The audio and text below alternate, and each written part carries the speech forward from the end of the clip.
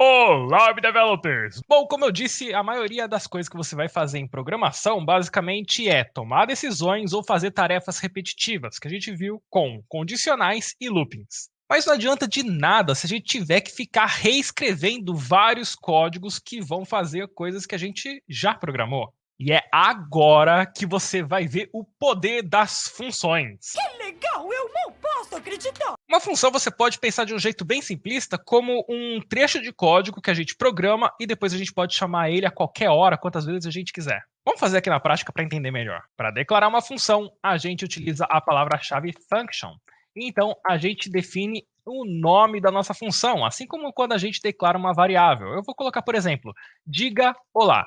Então, a gente coloca aqui parênteses, abre chaves, e aqui dentro desse bloco a gente pode escrever o código que a gente quiser. Por exemplo, eu vou colocar aqui console log olá. E pronto, está aqui a declaração da nossa primeira função.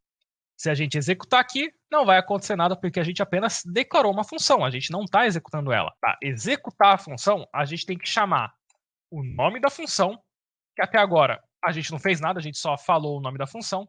Para executar, a gente tem que passar aqui parênteses. São os parênteses que indicam aqui ao JavaScript que a gente quer executar essa função. Quando executar aqui, veja que ele vai imprimir aqui olá.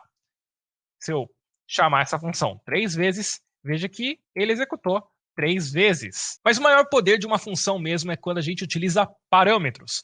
Parâmetros a gente pode definir basicamente como variáveis que a gente pode passar para a função. E daí a função vai usar essas variáveis lá dentro dela. Isso vai dar mais poder, mais flexibilidade para o nosso código.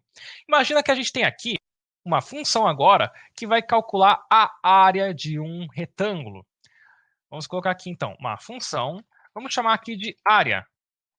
Para a gente declarar aqui quais são as variáveis que a gente vai receber, a gente simplesmente coloca aqui as variáveis. Vamos colocar aqui x e y. A gente poderia colocar, por exemplo, altura e largura para declarar, para calcular a área de um retângulo, é só multiplicar a altura pela largura. Vamos colocar aqui então um console log e vamos colocar aqui então x vezes y.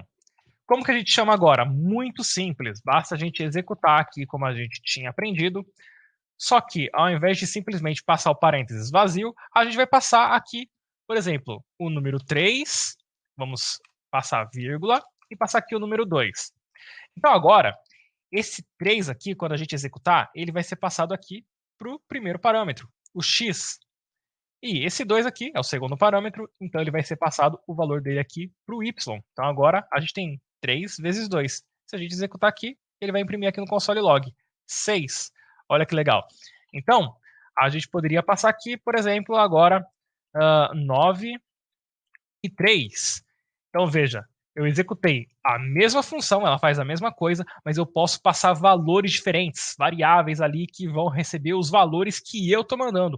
Então eu não preciso ficar executando aqui, ficar criando essa lógica várias vezes. Eu crio uma vez, coloco dentro de uma função e depois eu chamo a função a hora que eu quiser.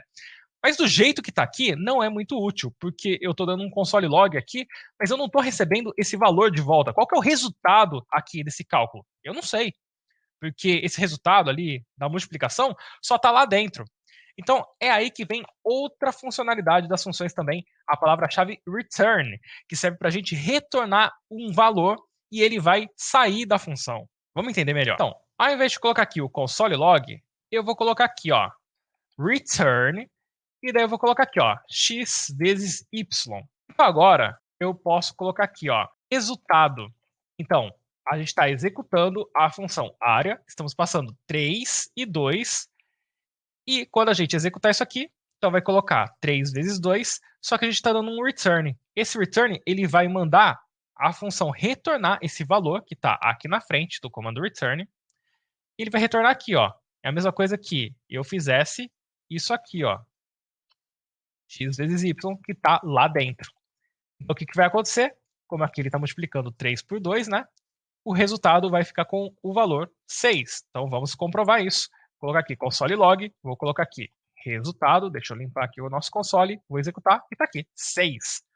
Então, claro, a gente poderia colocar aqui resultado 2. Vou colocar aqui área e vou colocar aqui qualquer número, tipo 89 por 32. Vamos ver? colocar aqui um console log, vou mandar ele imprimir o primeiro resultado e o resultado 2. Vamos executar. Ele imprimiu aqui. O primeiro deu 6 e o segundo deu 2.848. Então, agora que você sabe que você pode criar funções para reutilizar o seu código, imagine a quantidade de possibilidades que você pode fazer agora, o poder que você já tem em mãos. Você pode tomar decisões, você pode fazer tarefas repetitivas e você pode criar lógicas mais complexas utilizando funções. E depois, quando você precisar fazer algo muito complexo, você pode quebrar em funções menores, organizar essas funções para fazer uma tarefa mais complexa, e depois, lá no final, você chama apenas uma função muito pequena, que dentro dela está fazendo várias funções menores.